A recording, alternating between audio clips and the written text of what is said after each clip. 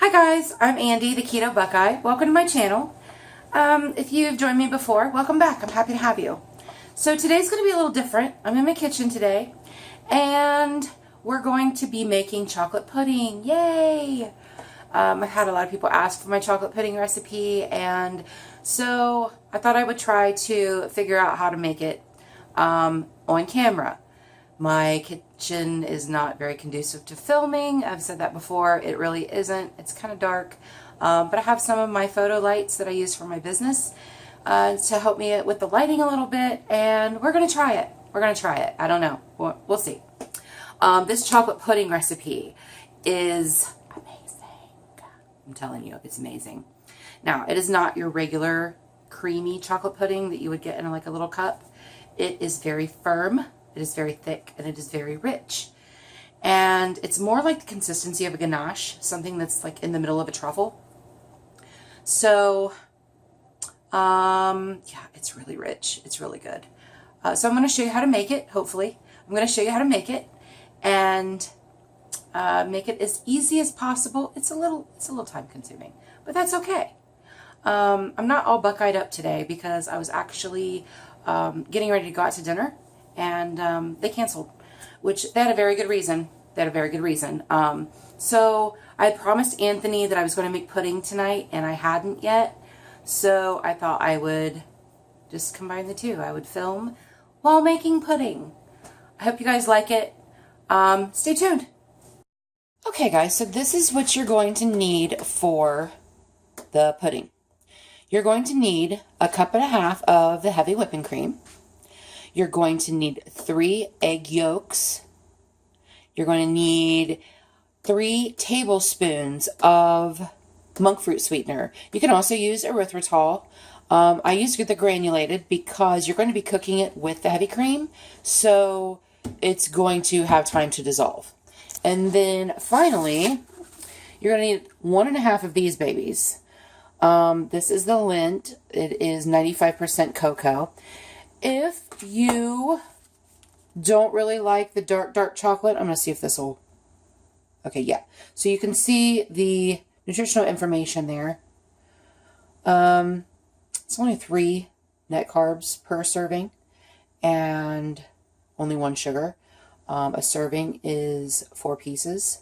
So when you break it down with the ingredients, this is about 3.5 net carbs per serving. Servings, like I said, are very small because it's so rich. You can use like a 90% or an 85%. Sometimes I will buy the Ghirardelli. It depends on what's on sale. Sometimes, most of the time, these are on sale more often, and they are 2 for $5. The Ghirardelli are just as good. However, they do not make a 95%. Their highest, other than 100%, which is basically baking chocolate, is 92%. I try to keep it as low carb as possible, and I really like the dark chocolate. So, that's it. That's your ingredients. Oh, and vanilla. You're going to need vanilla. Here's my vanilla. Here's my vanilla. I make my own vanilla because I'm bougie. So, yeah, stay tuned, and we're going to get this cooking. Okay, so in my saucepan, I'm going to add my 1.5 cups of heavy cream. You're going to cook that about on medium. And then I'm going to add my 3 tablespoons of granulated monk fruit sweetener. I like the Lakanto. Like I said, you can use erythritol if you want. I like the monk fruit. I think it's amazing. So you're just going to stir that really well until it's all incorporated. And then it's going to heat. You're going to stir occasionally. You'll know when it's about done when there's bubbles on the outside and it's steaming. So as soon as that happens, we'll be back and I'll tell you what else to do. Okay guys, we are still stirring. It is getting warm. This is not a sprint, it's a marathon. It takes a little bit of a time. Once you make it a few times, it seems like it gets faster. the first couple times you make it, it seems very tedious, but it's stuff that needs to happen. This needs to heat, and, you know, it takes a little bit of time for it to come out right. So once this gets to where it needs to be, I will show you what it looks like, and we're going to incorporate the egg yolks. So I'll see you in a minute. Okay. See how it's steaming and there's like bubbles around the edges? That means it's just about done. So now what we're going to do is we're going to incorporate our egg yolks, and you want to do that very slowly, because if you just dump this into the egg yolks, they're going to get scrambled eggs. And we don't want scrambled eggs, we want chocolate pudding. So we're going to do that. You're going to make sure that your egg yolks are beat really well. I'm just going to get them a little bit more of a stir. Okay, and you're going to do this a little teeny bit at a time, and you're going to whisk really well in between. Like I said, if you add too much of the hot liquid to the eggs, they're going to scramble. And we don't want that. We just want creamy goodness.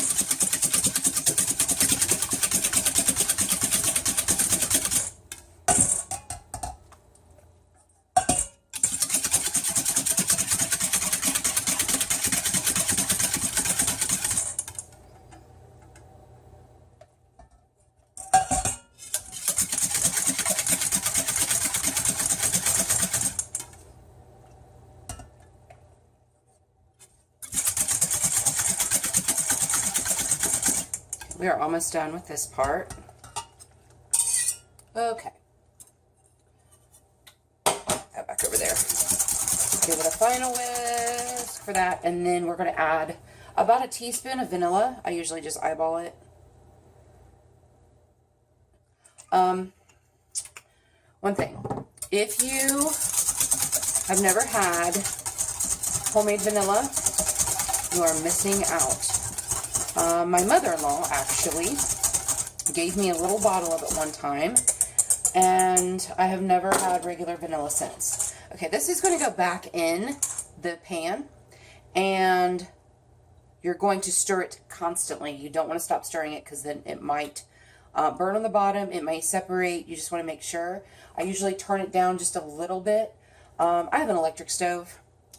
I would rather have a gas stove, but I have an electric stove, and it takes a minute to cool down. So we'll be right back.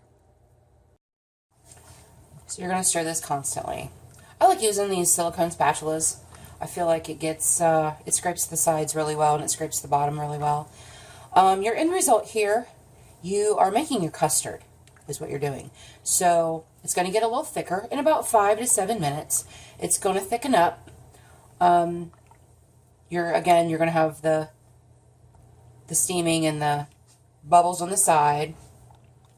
But it's going to thicken up, and you want to coat the back of a spoon. That's basically the thickness that you want it. You'll notice that it's going to get a little thicker. You want to keep this at about medium-low. You don't want it too high, because then your cream will break, and then you'll have a big mess. It will not incorporate to your chocolate well enough. So just be very mindful. Continue stirring, and we'll see you back in about 5 minutes. So it's gotten thicker, quite a bit thicker. And then you're going to pour it over your chocolate.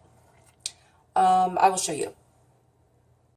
Your chocolate, just break it up into little pieces, and then you're going to pour, I'm left-handed, so that's why everything's backwards in my kitchen. You're going to pour your cream mixture, your custard, over your chocolate, and that's going to melt, and then you're going to whisk it. You're going to make sure all of the chocolate has been melted, and it's going to get thick. As you're whisking it, it's going to get thick. It starts off really watery, and you might panic just a minute, but don't panic, because see how it's thickened up? So all of the chocolate has been melted, and then you're going to take your spatula, see that cream? you're going to make sure that those ribbons of cream, I don't know if you can see it, you want to make sure it's totally incorporated. Otherwise, your pudding is going to be separated. And basically what you're going to have on top is butter. And the rest is going to be chocolate. And it looks a little weird. It tastes amazing. It still tastes good. But it's not the prettiest thing in the world. So there's my chocolate. And now I'm going to pour it into my little glass jars. I have these little glass jars that I bought at Walmart. And they have a lid with them. And I really like them because when you put the lid on them, you're going to put the lid on them when they're still hot, so they seal and they will last longer. Not that they last a long time in my fridge anyway, because we pretty much eat them pretty well, within a couple of days, actually. They got 3 of us here that are on keto, and this makes 6 servings. It makes 6 or 7 of these, depending on how full you make them. You could also use a ramekin and cover it with plastic wrap as soon as you're done. Even when it's hot, you want to cover it with plastic wrap and put it directly into the fridge. So I'm going to pour these into my cups, and we'll be back. There they are. There's my little jars of chocolate pudding. Aren't they cute? They're just little guys. There's my jars of chocolate pudding. There's actually one more jar over here, and then I have one of my ramekins because I had 12 jars, and I took some to get together, and I left them there. So, until I get them back, I only have 5 jars, and then I use a ramekin. So, and that's not very pretty, so I'm just going to keep it right here.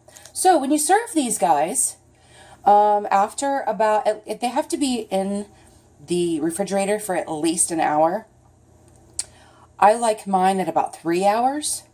I think that I like the firmness of the pudding, but if you want more of a creamy pudding consistency, an hour will do it. I usually put some whipped cream on top. Sometimes we put some natural peanut butter on top, just a little bit to coat the top, and then whipped cream. That's pretty amazing. So yeah, that's my chocolate pudding. I had a lot of people ask me to make it, and I just haven't been able to figure out how to film it in my kitchen. Because like I said, my kitchen's very dark. I have a light behind me that's kind of helping me a little bit. So that's it. That's the pudding recipe. It's a little time consuming. It's a little, I don't know, tedious, but it's worth it. It's so good. So I hope you liked the video, as clumsy as it was. Sorry about that. I got to figure it out. I got to figure out how to do this a little bit easier because I want to give you guys more food. I want to show you guys more recipes and do more tutorials because I've found so much great food while being on keto. Discovered, made it up myself, taken recipes and jammed them together and added things to them or whatever. I have enjoyed it and I would love to bring those to you. I have to, I cook like 7 nights a week usually. And I have to keep my family interested in keto or else they're going to fall off the wagon. So I hope you liked it. If you liked it, hit the thumbs up button. Like, comment, subscribe. If you know of people that would get something out of this video that would like to know how to make chocolate pudding, share it with your friends. Share it on your keto groups if they allow that. I know some of them don't. Yeah. So do that. This whole entire recipe is on my Facebook page. All the ingredients, all the instructions, directions, whatever. And it's the Keto Buckeye. Same as here. And then follow me on Instagram. It is Andes_keto_journey. And go give me a like over there. I do post the end result of some of my recipes because, we like to take pictures of our food. We love to take pictures of our food. Why not? It's fun. I love it. So yeah, until next time, I hope you make the pudding. I hope you enjoy it. I hope you love it. And I'll see you later.